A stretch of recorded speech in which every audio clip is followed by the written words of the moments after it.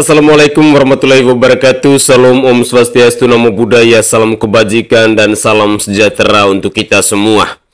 Kebohongan-kebohongan dari Peggy Setiawan terus dibongkar oleh netizen Indonesia. Kali ini netizen Indonesia sedang mempertanyakan bahwa ijazah yang diambil oleh Peggy Setiawan Cianjur bersama Kang Deddy Mulyadi di sekolahnya itu adalah ijazah asli ataukah ijazah palsu. Karena banyak netizen yang menilai bahwa ijazah itu adalah ijazah palsu.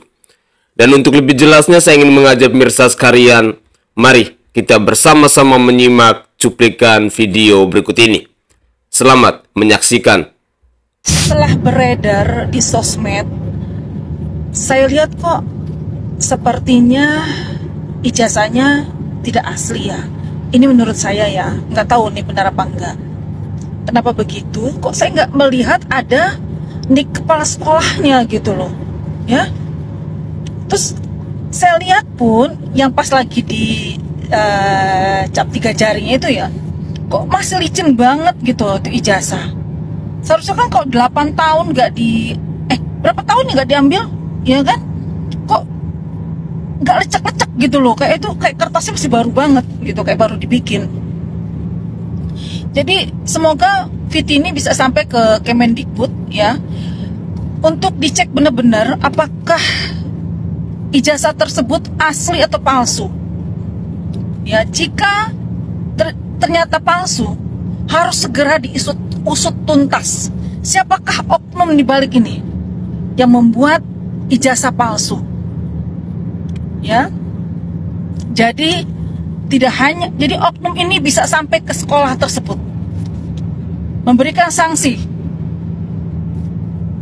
mengeluarkan ijazah palsu. Ya, saya juga mohon kepada seluruh alumni yang pada tahun tersebut di sekolah ya, di sekolah tersebut, bersuara dong. Atau kalau takut bersuara, berikanlah bukti-bukti dengan bukan nama sebenarnya di sosmed ya. Keluarkan bukti-bukti bahwa kalian memang punya atau tidak teman yang bernama tersebut yang ada di ijazah. Ya, benar nggak sekolah di situ? Jadi harus segera diusut tuntas nih. Jangan sembarangan mengeluarkan ijazah palsu, sehingga ini menjadi contoh buat anak-anak Indonesia. Tidak perlu sekolah, yang penting punya duit, keluarlah ijazah. Ya, bisa cari kerja, bisa berpolitik, ya kan? Pantesan jadinya banyak lulusan itu yang mau kerja tuh nggak bisa kerja karena ininya nggak ada. Ternyata ijazahnya palsu gitu loh, ya. Ijazahnya nembak. Jadi semoga Kemendikbud bersuara dengan dikeluarkannya, dengan adanya ijazah ini yang beredar di sosmed, palsu atau asli. Kondisi saya di tahun 2003 itu sama kayak di PGCP ini, sama banget gitu. Ujian belum bisa bayar, ijazah ditahan, tapi bedanya saya cap 3 jari dulu, ngikutin prosedur. Sesudah cap 3 jari baru ijazah ditahan. Dan waktu itu kalau nggak salah ya, seingat saya masih dikasih legalisir buat ngelamar kerjaan dulu. Nah, saya kerja, dapat uang gaji, baru saya tebus ijazah itu. Nah, baru lihat nih saya di Cianjur nih, sesudah pelunasan baru cap 3 jari. Apakah sekarang aturan pendidikan seperti itu, kan saya juga nggak tahu ya. Makanya saya lihat videonya Peggy Cecep ini agak aneh gitu loh, kayak nggak masuk akal gitu. Apa ini ijazah dadakan karena panik atau gimana, kurang tahu ya. Ya kalau saya pribadi pengalaman begitu, waktu belum ada pelunasan tapi cap 3 jari dulu gitu. Saat diambil ijazahnya ya udah berbentuk ijazah, nggak ada embel-embel cap 3 jari lagi, tanda tangan apa gitu, enggak. Ya kayak gitulah ya. Kang Deddy menanyakan pada tahun 2016 apakah Peggy pernah bergabung dalam geng motor. Peggy menjawab ya teman-teman pada Kang Deddy bahwa 2016 itu dia masih sekolah, dan dilanjutkan oleh Kang Deddy. Usianya saat ini berapa? 27 tahun ya teman-teman. Dikurangkan 8 tahun. Jadi pada waktu 2016 itu Peggy Setiawan Cianjur ini usianya itu adalah 19 tahun. Iya. Ke dalam rangka apa lo ke Cianjur? Jadi ketemu Peggy Setiawan itu, Mas, dalam rangka mungkin mama itu khawatir ya terhadap anaknya. Jadi isu di Cirebon itu menyebar luas banget, Mas, gitu ya. Mungkin sampai ke sini Jakarta, mungkin satu Indonesia mungkin ya, Mas ya. Mama itu khawatir terhadap anaknya. Saudaraku sebangsa dan setanah air, sebenarnya kebohongan-kebohongan besar yang diproduksi oleh keluarga mantan ex-Bupati Cirebon ini sudah tampang sangat jelas. Tidak perlu yang harus diragukan lagi. Kalau polisi Cirebon mau bekerja secara maksimal. Bukti-bukti yang dikumpulkan oleh netizen tentang kebohongannya, tentang kemunafikannya, tentang manipulasi data, dan yang terbaru adalah tentang ijazah palsu itu. Sebenarnya bukti-bukti ini saja sudah kuat. Tetapi kenapa oknum-oknum kepolisian yang menangani kasus pembunuhan Vina di Cirebon ini tampaknya diam-diam saja? Ada apa? Apakah karena mulut kalian sudah disumbat dengan rupiah? Apakah karena kualitas kinerja kalian itu sudah dibayar dengan miliaran rupiah? Kok bisa separah ini lembaga kepolisian yang ada di Cirebon ini? Sudah terlalu banyak bukti, terlalu banyak kebohongan yang diproduksi oleh Peggy Setiawan Cianjur ini. Kalau polisi mau bekerja, mestinya hasil penelusuran Kang Deddy Mulyadi ini sudah sangat jelas. Buktinya itu sudah sangat kuat. Tetapi kembali lagi, polisinya mau bekerja atau tidak. Inilah repotnya. Kalau yang namanya keadilan, yang namanya kebenaran itu sudah dibeli dengan uang. Terlepas bahwa kasus pembunuhan Vina ini yang terlibat adalah para mafia, para pebisnis narkoboy, mereka-mereka yang punya pangkat, yang punya jabatan, yang punya duit dan lain sebagainya. Tetapi ingat, kami sebagai rakyat jelata hanya mau katakan bahwa yang namanya kebenaran itu pasti di suatu hari dia akan menemukan jalannya sendiri. Dan kami sebagai rakyat jelata meyakini bahwa kejujuran itu sangat mahal dan tak dapat diukur dengan apapun.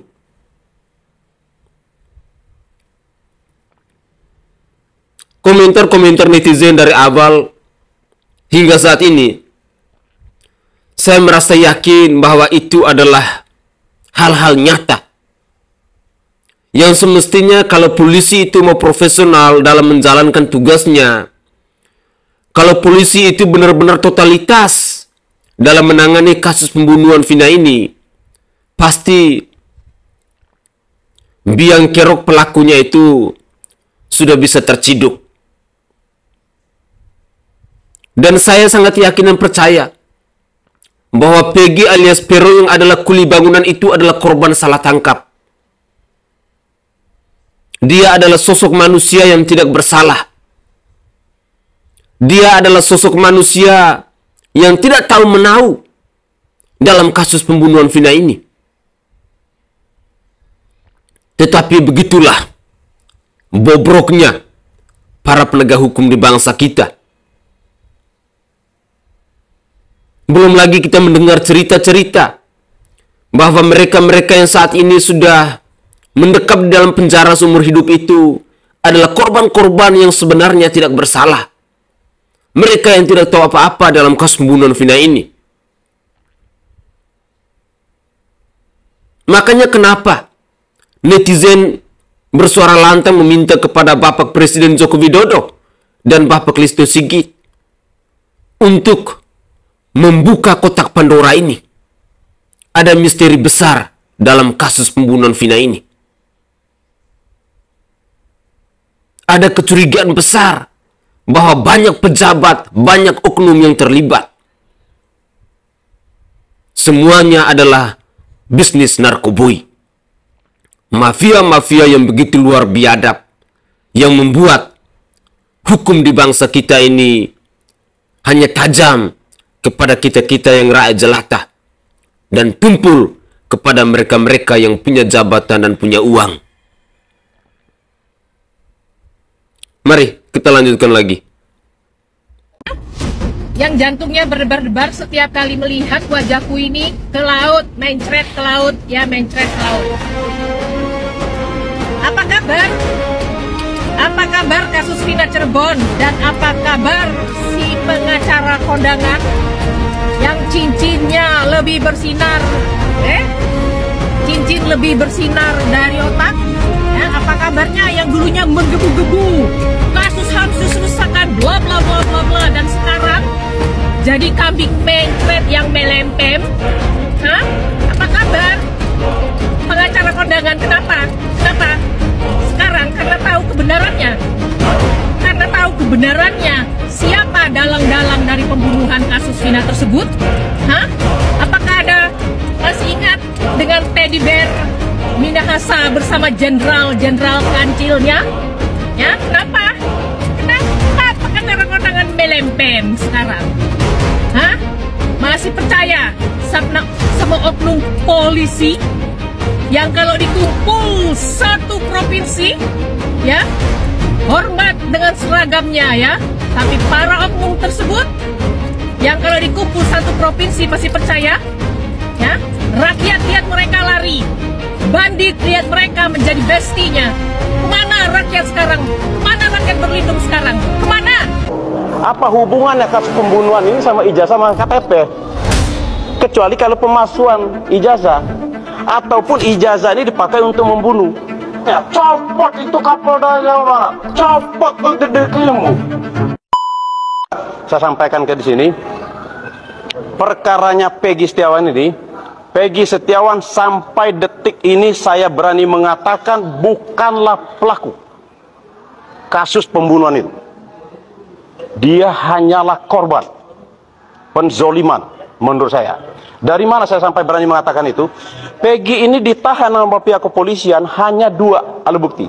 Satu, dikatakan berdasarkan ijazah KTP. Apa hubungannya kasus pembunuhan ini sama ijazah sama KTP? Kecuali kalau pemalsuan ijazah ataupun ijazah ini dipakai untuk membunuh. Itu kan yang masuk di akal. Yang kedua, saksi. Saksi ini saksi yang tidak dapat dipercaya. Ataupun kita anggap saksi tetap nilainya satu saksi. Tidak bisa. Makanya yang lebih parah lagi, tadi saya komunikasi ke ketua kami yang ada di Cirebon. Saya menanyakan penahanan Peggy Setiawan ini habisnya seharusnya tanggal 10. Sampai sekarang surat penahanan tidak diberikan ke kami. Perpanjangan penahanan tidak diberikan ke kami. Loh, ini maksud saya perkara ini kan perkara yang sangat perhatian publik. Kok berani-beraninya gitu dari Polda itu tidak perpanjangan penahanan tidak diberikan ke kami gitu loh. Yang menjadi perhatian publik aja dia berani gitu loh.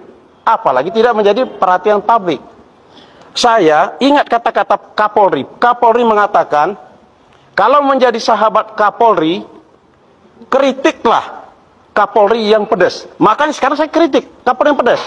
Mana janjinya Kapolri?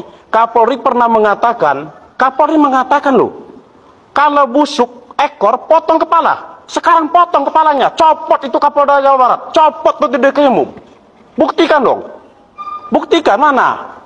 Maksud saya ini dari awal kasus ini sudah tidak benar. Saya maunya si Peggy ini ditangguh penahanan. Mari kita cari siapa pembunuh sebenarnya. Saya terus saja, saya tidak ikhlas juga loh. Saya tidak ikhlas loh. Kalau pembunuh diberikan berkeliaran, saya tidak ikhlas. Saya siap membantu juga. Tetapi jangan juga maksud saya orang yang tidak bersalah dikorbankan. Itu loh. kasus ini biar rekan-rekan wartawan tahu, saya sudah membaca putusan pengadilannya loh. Putusan pengadilan ini bahkan saya cukup perhatiin loh. Saya perhatiin terhadap orang tuanya korban, si Eki, Ibtu Rudiana. Saya perhatiin. Tetapi dia salah menyalahi aturan. Dia membuat surat perintah penyelidikan. Loh, Kapolresnya kemana? Kok itu loh bikin surat penyelidikan? Dia pun jabatannya Kanit Narkoba. Bukan jabatan Kanit ini loh, di Krimum loh. Kriminal umum bukan. Nah ini udah salah. Semuanya udah salah. Maksud saya salah, ayo kita benahi sama-sama. Saya minta sama Kapolri, ayo kita benahi sama-sama. Kita benar sama-sama. Apa yang disampaikan Kapolri salam presisi, kata salam presisi gimana? Buktinya apa sekarang ini? Sekarang saya kemarin, udah hampir 1 minggu, saya minta agar gelar perkara khusus. Sampai sekarang tidak ada jawabannya. Mana salam presisinya itu mana gitu loh. Saya sampaikan, minta tolong sama Kapolri ini. Jangan karena oknum Kapolri, saya seterusnya, saya sangat sayang, saya sangat cinta pada Polri. Tapi jangan karena orang-orang tidak profesional merusak Kapolri. Ini loh, yang saya khawatir gini loh. Ada orang-orang tidak profesional. Banyak kok yang bisa menjabatan Kapolda itu banyak kok. Banyak perwira-perwira yang lain bisa menjabat di Krimum itu banyak kok. Itu. Ada yang aneh dengan seorang oknum pengacara yang menangani kasus Vina. Awalnya dia muncul ke publik. Semangatnya patut diacungkan jempol, menggebu-gebu, bahkan bisa dibilang tiap hari nongol di medsos. Tapi setelah Kang Deddy Mulyadi turun belusukan mencari kebenaran, tiba-tiba oknum pengacara itu semangatnya meredup, bahkan mungkin sudah mengundurkan diri. Ada apa? Tapi nggak apa-apa, itu hak dia. Yang penting sudah cair. Dan kita masyarakat, khususnya netizen, patut mengapresiasi Kang Deddy Mulyadi karena beliau tidak mengenal lelah. Belusukan tanpa dibayar, bahkan dia mengeluarkan uang. Dan di sini juga saya sampaikan pada masyarakat Jawa Barat, Kang Deddy Mulyadi aset Jabar yang paling istimewa, paling terbaik. Menurut saya putra daerah yang memiliki jiwa sosial yang tinggi dan berkualitas. Seandainya Kang Deddy Mulyadi mencalonkan diri sebagai gubernur Jawa Barat, masyarakat Jawa Barat rugi bila tidak memilih beliau. Bibit-bibit unggul seperti Kang Deddy Mulyadi patut diperjuangkan menjadi orang nomor 1 di Jawa Barat. Widya tentu jauh berbeda. Saya tidak level dengan Widya. Widya yang selalu menyebarkan hoax, ujaran kebencian dan menyerang pribadi orang yang kalian bilang. Nah, kalau hanya dendam Anda ke saya, pengen tenar melalui bawa-bawa nama Widya, tentang karena saya pertama nyenggol-nyenggol yang namanya Prabowo, apa ngaruh? Ribuan bahkan jutaan di Indonesia ini orang yang nyenggol Prabowo. Kenapa mesti saya yang kau pilih? Berarti saya pilihan Tuhan kan? Gitu. Ya, jangan lupa. Ya, konten-konten kita. Kalau Anda bilang saya ini PDI, saya bukan orang PDI. Saya tidak pernah, saya ulangi, buka telinga Anda lebar-lebar. Saya tidak pernah mau terikat dengan orang partai, siapapun itu. Oke guys, kita bersyukur dan berterima kasih karena sampai saat ini masih ada banyak orang yang mau memperjuangkan tentang yang namanya kebenaran, tentang yang namanya keadilan dari kasus hukum yang menjerat Peggy Setiawan yang adalah Peggy alias Peron alias kuli bangunan itu. Sementara mungkin Peggy Setiawan yang asli hari ini dia sedang berleha-leha. Dia sedang merasa baik-baik saja. Tetapi saya berharap agar Kang Deddy Mulyadi dan juga para lawyer termasuk Bung Oto Hasibuan, ada Bung Firdaus Oibowo yang saat ini sedang berjuang bersama-sama untuk membela Peggy alias Peron alias kuli bangunan ini. Karena dia adalah pribadi yang sebagian netizen meyakini dia bukan sosok pelakunya. Dia bukan sosok pembunuhnya. Dia adalah korban salah tangkap yang tidak tahu apa-apa. Cerita-cerita tentang bobroknya penegakan hukum di bangsa ini, kalau kita mau menyimak cuplikan video di season kedua ini, mungkin ini adalah fakta yang sesungguhnya. Bahwa nama dari lembaga kepolisian Republik Indonesia ini sudah tercoreng hanya gara-gara oknum-oknum kepolisian di Cirebon yang tidak becus dalam menjalankan tugasnya. Sungguh ini sangat memalukan dan saya tidak tahu apa kira-kira pandangan atau penglihatan dari seorang Bapak Kapolri Listio Sigit Prabowo ketika melihat kualitas kinerja dari bawahannya seperti ini. Katanya kalau dikritik keras itu adalah sahabat Kapolri. Tetapi apa gunanya kalau banyak rakyat Indonesia yang mengkritik keras tetapi tugas, rasa profesionalitas, kemampuan untuk menangani kasus pembunuhan Vina ini tidak ada perkembangan apa lagi. Dari sisi mana kira-kira rakyat mau menaruh rasa respek kepada oknum-oknum kepolisian ini? Karena jujur, hari ini jikalau kita bertemu di jalan, mungkin rasa respek dan rasa hormat kita itu jauh lebih jatuh kepada tentara daripada kepada polisi. Saya tidak tahu kenapa itu terjadi. Rasa-rasanya marwah dari sebuah lembaga penegakan hukum di bangsa ini yang semestinya menjadi pelindung masyarakat, yang semestinya menjadi pengayuh masyarakat, tetapi sirna, buram karena kelakuan dari oknum-oknum yang sudah mencoreng wajah dari lembaga kepolisian Republik Indonesia itu sendiri. Ayolah, perbaiki kualitasnya, perbaiki kinerjanya, berilah rasa totalitas Anda dalam menangani kasus-kasus pembunuhan, kasus-kasus narkoboi dan lain sebagainya di bangsa ini. Jangan sampai rakyat akan marah karena kalian boleh berleha-leha, tetapi kalian itu dibayar dengan uang rakyat. Hidup kalian itu dinafkahi oleh rakyat. Itu yang perlu kalian camkan. Makanya, sebagai bentuk ucapan terima kasih, ketika kalian sudah dinafkahi oleh rakyat, baik istri dan anak-anak Anda, semuanya sudah dinafkahi oleh rakyat, rasa balas budi itu adalah dengan menegakkan yang namanya keadilan dan kebenaran bersama rakyat Indonesia, bukan bersama para pejabat, bukan bersama para mafia, bukan bersama para bandar. Itu yang perlu dicamkan.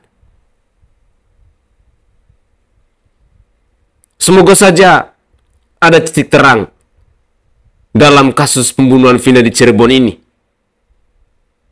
Tetapi tampaknya masih begitu banyak sandiwara yang sedang dimainkan oleh manusia-manusia biadab.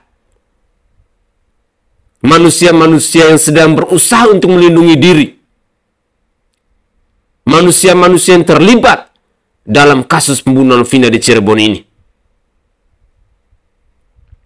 Mari kita lanjutkan lagi. Saka, ini Egi, yang kamu rupingnya bolong, ini Linda. Nah, gimana? Kalau yang ini, yang pertama dulu nih. Kalau yang ini gimana? Ini kamu bukan? Iya, itu saya. Ini kamu nih? Itu saya. Yang pakai topi kamu? Iya, itu sebelahnya? Sebelahnya itu biasa dipanggil Empit, orang Cirebon Girang. Dekat juga ini. Empit, orang Cirebon Girang? Iya. Yakin ya? Yakin. Bukan Linda ya? Bukan. Nah, kalian juga silahkan kasih komen, ini bener Linda, mirip apa enggak sih? Apa jangan cuma dimirip-miripin doang? Nah, ini juga. Ini kamu? Iya, itu saya. Ini siapa kiri? Itu Muhammad Faisal Salula. Bukan Saka? Muhammad Faisal Salula. Oke, ini? Muhammad Faisal. Itu sama Empit juga. Empit juga. Lo ada fotonya Empit terakhir nggak? Foto Empit terakhir nggak ada. Tuh dia udah tim saya akan buatin laporan ke polisian. Jadi kalian yang maaf ya, sekedar saran. Gak usah sombong Putri. Kamu itu berkoar-koar. Seolah-olah kamu itu merasa benar dan paling tahu. Ya. Tetapi di atas langit masih ada langit. Jadi saya harap kamu itu peka dalam berpikir dan jaga emosi, ya. Kamu akan melaporkan seorang netizen yang benar-benar ingin mengungkapkan kebenaran. Dan kamu pun mengancam akan memanggil semua orang yang merepost postingan dari suaranya Bu Widya. Yakin berani nih.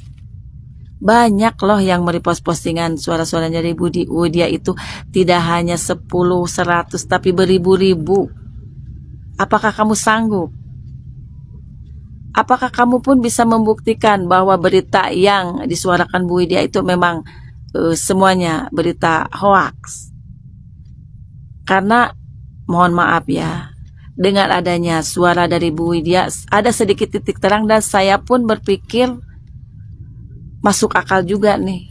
Kenapa ketika beliau bersuara, tolong cross check Bapak Ibtu Rudiana, jangan-jangan dia terlibat.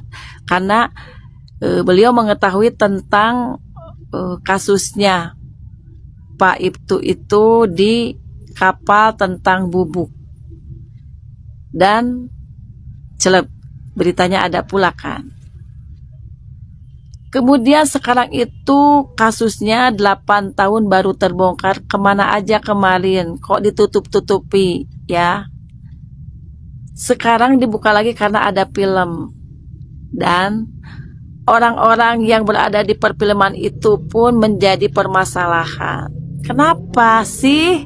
Takut. Takut terbongkar. Dan sekarang nih ya, ada lagi salah tangkap. Nah, yang 2 DPO itu pun belum ketemu, masih disembunyikan. Kenapa Ibu Widya itu bersuara? Karena ini melibatkan pejabat-pejabat tinggi negara. Ada Polri, mohon maaf ya, praduga tentang mantan bupati. Ini keterlibatan apa kasusnya sebenarnya? Ternyata ya ada skandal juga di kejadian ini. Jadi gak usahlah kamu sombong-sombong, harusnya kamu berterima kasih dapat info. Siapa tahu aja Bu Widya nih dapat info yang lebih akurat lagi, kamu bisa lebih ringan gitu ya. Kalian semuanya harus dengar kesimpulan yang kubuat. Semua dari pejabat sana yang baju coklat, kucerdaskan otak kalian ya Ini dengar, pada saat hari di mana mereka kena bun-bun, itu pemuda anak-anak yang ada di sana dikasih minum ciu. Artinya minuman keras. Ini simak ini para advokat pengacara.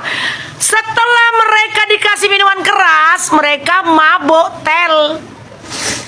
Yang memberi minuman keras ini sudah disetting, sudah direkayasa, sudah diatur kesedemikian rupa sehingga mereka diarahkan untuk pergi ke satu tempat. Di tempat itu sudah disediakan minuman ciu. Ngerti kalian?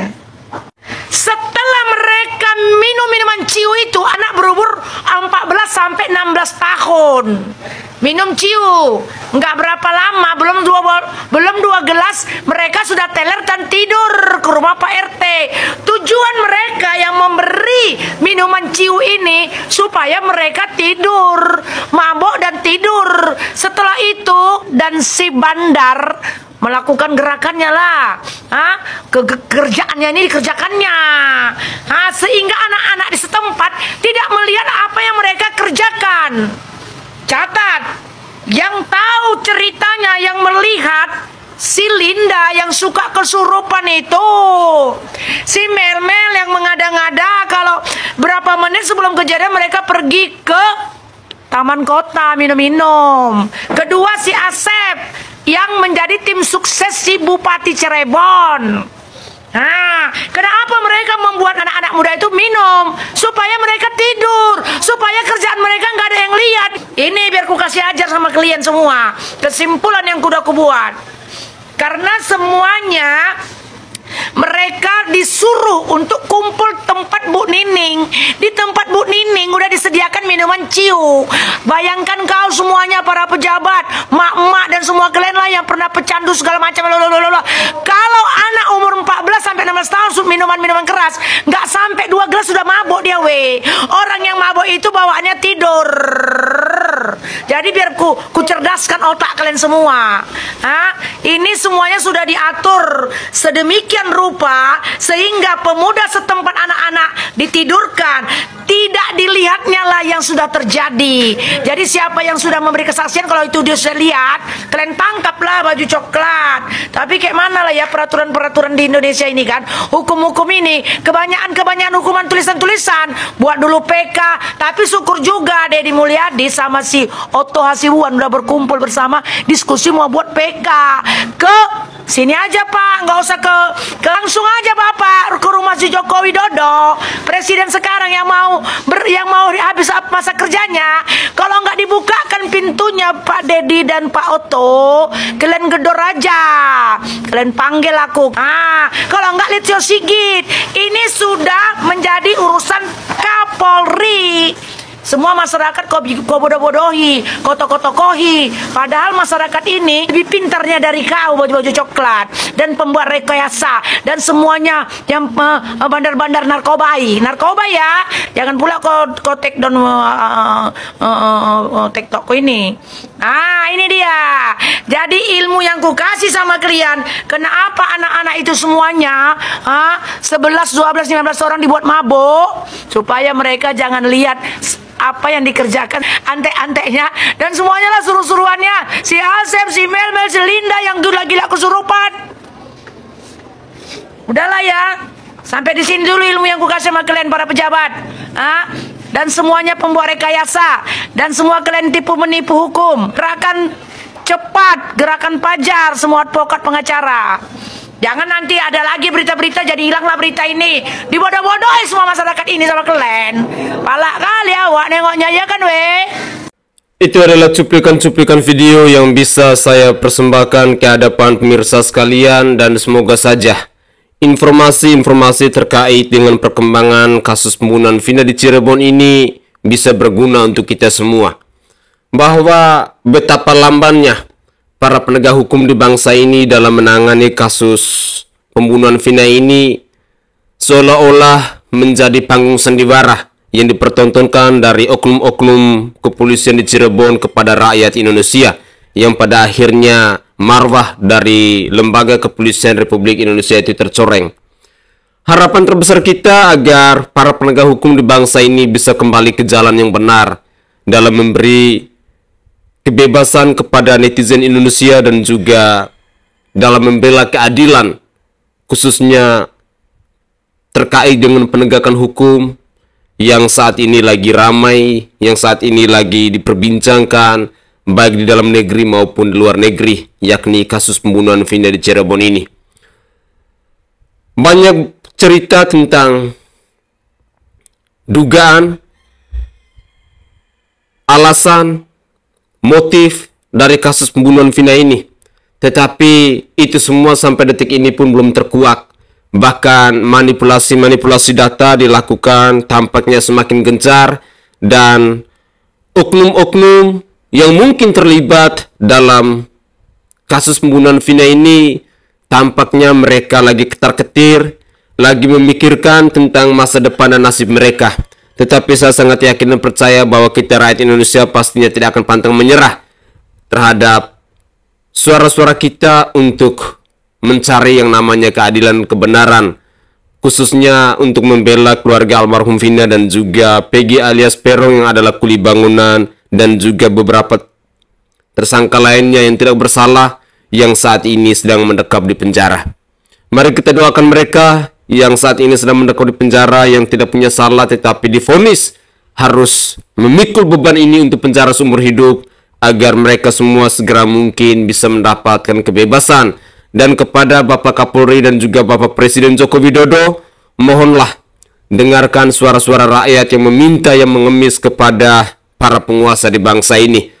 Karena tampaknya kalau tidak diambil alih oleh Bapak Presiden Joko Widodo maupun Bapak Kapolri, maka kasus ini hanya akan menjadi sandiwara, hanya akan menjadi dongeng, hanya akan menjadi cerita kepada anak cucu kita kelak, bahwa betapa bobroknya oknum-oknum penegak hukum di bangsa ini yang menangani kasus pembunuhan Vina, yang sampai saat ini kurang lebih 8 atau 9 tahun ini proses hukumnya belum selesai. Dan ini pastinya sangat memalukan, khususnya untuk kita rakyat Indonesia dan juga kepada orang-orang di luar negeri, akan menertawakan tentang profesionalitas juga kinerja dari para penegak hukum di bangsa ini.